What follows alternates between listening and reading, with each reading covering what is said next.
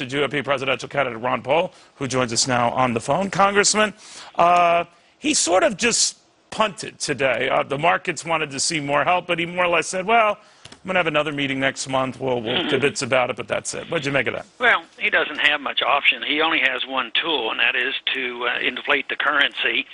And, because he didn't announce another program and said we're just going to maintain this steady ship of state, what he's doing really is a form of QE, because how does he keep interest rates low? He has to keep monetizing the debt. Congressman, you're a genius. I just want to bring this back to levels even I can understand, and that is QE, you're referring to quantitative easing, when he comes in the market and essentially buys up a lot of securities and debt, essentially prints money. You've never been a big fan of that.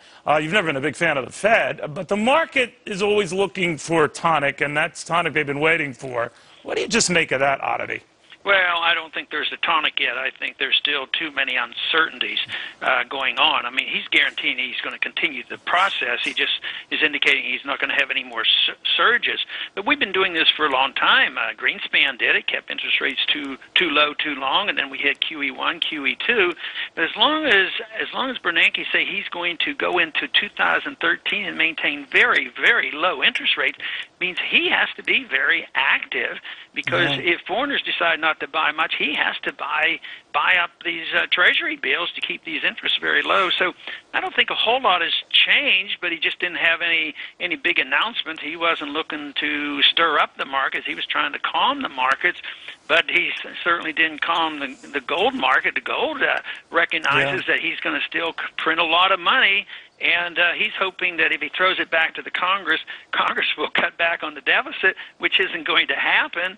So next week, of course, will be another week, and we'll see what happens then from how people will interpret this all. Congress, I wish you had more time, but while you're on with me here, I always hear from a lot of your people, not me specifically, I guess, sir, but they always say, Ron Paul deserves more publicity. Ron Paul deserves to be on more.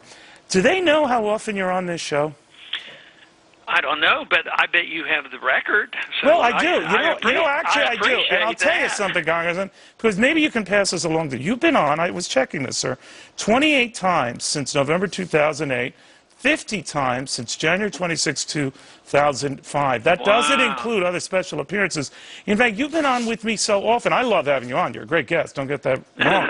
You could practically be my co-anchor. So I'm wondering... Well, that's a flattering statement. I think it is, too. But seriously, can you get back to them and let them know? I know I'm kind of like the Rodney Dangerfield of these primetime shows, but let them know. You have an open invite. You've been on a lot of times. We love having you on. Somebody accuses me of, complaining a lot. Actually, you haven't heard me doing complaining, but I can't control all the supporters who think different ways.